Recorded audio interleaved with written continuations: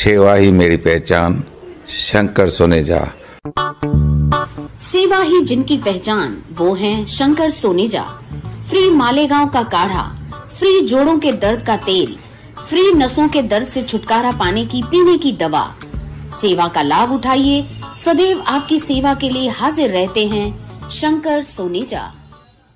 असांजे लाइ इहो रिश्तो मीट हिकदमि लकी आहे। ईअं छोकिरो छोकिरी ॿाहिरि वञनि था, होटल में वधीक ख़र्च बि लॻनि था ऐं टाइम बि लॻी थो वञे, त रिश्तो मीट कॉन्फ्रेंस हॉल में अचनि था, सभु ॼणा मीटअप कनि था ऐं टाइम सेविंग बि आहे। असां जीअं आयासीं, असांजो कमु थियो 8 ॾींहंनि में, त हिते जेके अचनि था उन्हनि जो बि तकिड़ो कमु सुठो थी वञे ऐं सिंधियुनि जो सिंधियुनि सां थिए त ॾाढो सुठी ॻाल्हि आहे। रिश्तो.com सिंधियुनि जो सिंधियुनि सां ऑनलाइन सिंधी मैट्रिमोनी। नमस्कार, मैं राजेश दलवानी, आप देख रहे हैं उल्लास लाईन बुलेटिन। पोलीस स्टेशनच्या दरवाजामध्ये माझ्या मुलाला धक्काबुक्की केली। माझ्या जागेचा या लोकांनी जबरदस्ती कब्जा घेतला आणि एकनाथ शिंदे हे महाराष्ट्रामध्ये गुन्हेगारांचा राज्य घडवण्याचा प्रयत्न करत आहे। एकनाथ शिंदे मुख्यमंत्री असले तर महाराष्ट्रभर फक्त गुन्हेगारच पैदा होते। आमच्यासारख्या चांगल्या माणसाला एकनाथ शिंदेनी गुन्हेगार आज बनवलेला आहे आणि म्हणून या सर्व म्हणजे मला मनस्ताप झाला आणि म्हणून मी फायरिंग केली। तुम्ही फायरिंग केली, तुम्ही स्वतः पोलिसांसमोर फायरिंग केली, 5 गोळ्या झाडल्याचा आरोप आहे। हो, स्वतः झाडली गोळी मी। मला काही पश्चाताप नाही, कारण माझ्या मुलांना जर पोलिसांच्या समोर जर मारत असतील पोलीस स्टेशन मध्ये तर मग मी काय करणार। पण मग पोलिसांनी या मारहाणीमध्ये हस्तक्षेप केला नाही का? पोलिसांनी डेअरिंग करून पकडलं मला, पोलिसांची डेअरिंगमुळे तो वाचला, पोलिसांनी हस्तक्षेप केला, त्यांच्या डेअरिंगमुळे तो वाचला। तुम्ही त्यांना जीवे मारणार होतात? जीवे मारणार नव्हतो, पण जर माझ्यावरती कोणी असं करत असेल पोलिसांच्या समोर तर माझ्या आत्मसंरक्षणासाठी मला हे करणं गरजेचं आहे। आणि एकनाथ शिंदे साहेब असेच गुन्हेगार सर्व महाराष्ट्रभर पाडून ठेवलेले आहेत आणि एकनाथ शिंदेने दुसऱ्यांचं आयुष्य खराब करायला घेतलेलं आहे। पण तुम्ही आमदार आहात आणि तुम्ही भाजपमध्ये आहात, तर तुम्ही तुमच्या वरिष्ठांच्या कानावर ही गोष्ट घातली नव्हती का?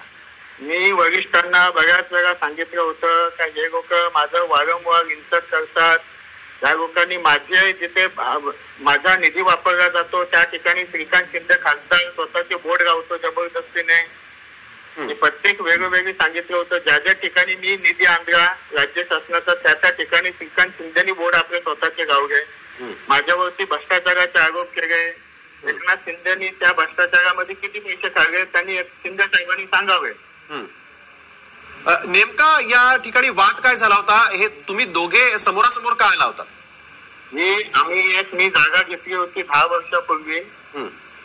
त्या जागे मालकांना आम्ही पैसे दिलेले 2 वेळा 3 वेळा, नंतर ते सह्या करायसाठी येत नव्हते। मग आम्ही कोर्टात गेलो, कोर्टातून केस जिंकलो आम्ही आणि केस जिंकल्याच्या नंतर ज्या टायमाला सातबारा आमच्या कंपनीच्या नावावरती झाला त्या टायमाला महेश गायकवाड येऊन त्या जागेवरती जबरदस्तीने कब्जा केला त्यांनी।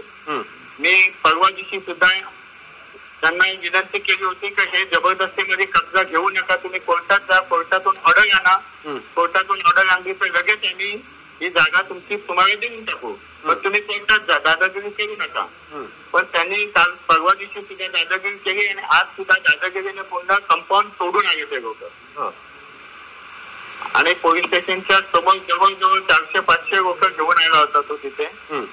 माझा मुलगा पोलीस स्टेशन मधून बाहेर जात होता, त्यामुळे त्यांनी माझ्या मुलाला धक्काबुक्की केली, मला ते सहन झालं नाही। पण तुम्ही सत्ताधारी पक्षात आहात, तुमच्या पक्षाचे वरिष्ठ नेते देवेंद्र फडणवीस हे गृहमंत्री आहेत आणि तुम्हीच कायदा हातात घेताय, गोळीबार करताय आणि तुम्हाला पश्चातापही नाहीये। पश्चाताप मला अजिबात नाही, कारण मी एक व्यावसायिक माणूस आहे। पण माझं आयुष्य जर खराब होत असेल, माझ्या मुलांसाठी मी एवढं केलं आणि माझ्या मुलांना कोणी जर तिथे गुन्हेगार मारत असतील तर मी जगण्यात अर्थ नाही। एक बाप म्हणून आहे, माझ्या मुलाला कोणी मारत असेल तर मी कदापि सहन करू शकत नाही। तुमची युती आहे खरं तर, शिंदे शिवसेनेतून बाहेर आल्यानंतर तुमच्या शिंदे साहेबांनी उद्धव साहेबांची गद्दारी केली आणि ते बीजेपी सोबत सुद्धा गद्दारी करणार आहेत। माझ्या सोबत सुद्धा गद्दारी केली। एकनाथ शिंदेकडे आजही माझे करोडो रुपये बाकी आहेत शिंदे साहेब अगर देवाला मानत असेल त्यांनी शपथ खाऊन सांगायची की गणपत गायकवाडचे किती पैसे बाकी आहेत आणि ते गणपत गायकवाडचे एवढे पैसे खाऊन सुद्धा तो शेवटी गणपत गायकवाडच्या विरुद्ध काम करतोय. पण मग आता पुढे काय, हे प्रकरण पुढे नेमकं तुम्ही कसं, पुढे कोर्टाचा निर्णय असेल तो मला मान्य आहे, पण महाराष्ट्रामध्ये असे गुन्हेगारी बंद करायचे असेल तर एकनाथ शिंदेचा राजीनामा घेतला पाहिजे असं माझं वैयक्तिक मत आहे. गणपत गायकवाडजी, तुम्ही पक्षश्रेष्ठींकडे ही मागणी करणार आहात का? फडणवीसांना भेटून तुम्ही या संदर्भात काही माहिती सांगितली होती का की तुमच्यावर कसा अत्याचार होतोय?